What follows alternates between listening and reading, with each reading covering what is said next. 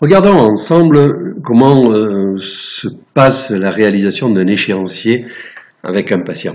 Nous avons ici un devis dans le logiciel Logos.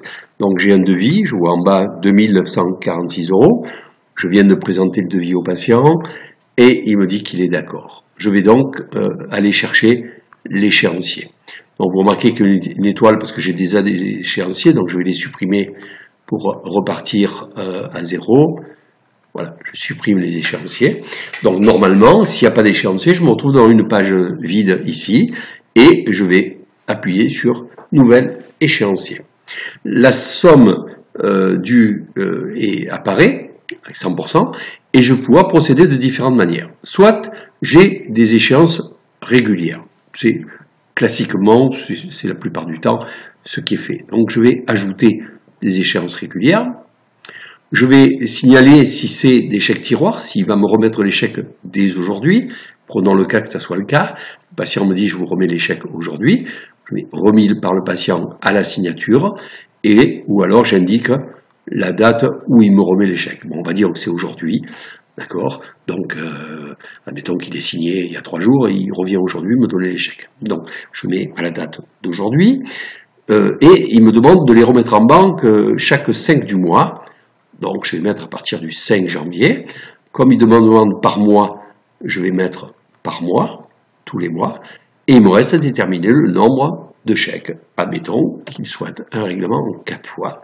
Je clique sur 4 et automatiquement Logos me fait le calcul, les 2946 divisé par 4. Je valide avec le patient.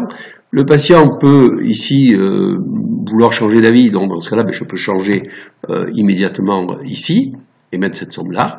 Et ensuite, je valide l'échéance qui est là. Ça, c'est le premier cas classique. On va faire un deuxième échéancier différent, cette fois-ci. On va prendre un échéancier, et cette fois-ci, on va le faire sur des échéances variables. Donc, je fais ajouter une échéance, et je vais mettre à la signature du devis, le patient décide de me verser 1000 €. Très bien, que je remets en banque immédiatement, donc pas de problème, je valide comme ça. Et puis, il me dit, la deuxième échéance, je préfère vous la régler lorsque on sera au milieu du travail.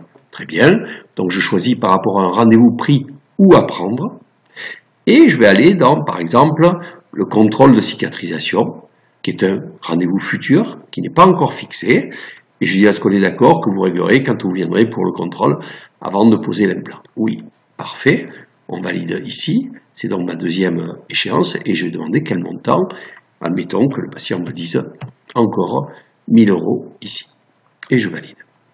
Et puis, il reste 946,50 de disponible, eh bien, on va se mettre d'accord que cette fois-ci, ça sera à la réalisation d'un acte et non pas d'un rendez-vous. C'est juste pour vous montrer les différentes variantes. Et je vais le faire le jour de la pose de l'implant. Voilà. Donc là, j'ai prévu mes 3 éléments. Et là, je vais mettre la somme des 946 que vous voyez apparaître en haut. 50, qui est ici. Donc j'ai le montant qui est là, 946,50, que je reporte ici et que je valide. Voilà. Et j'ai mon échéancier qui est fait.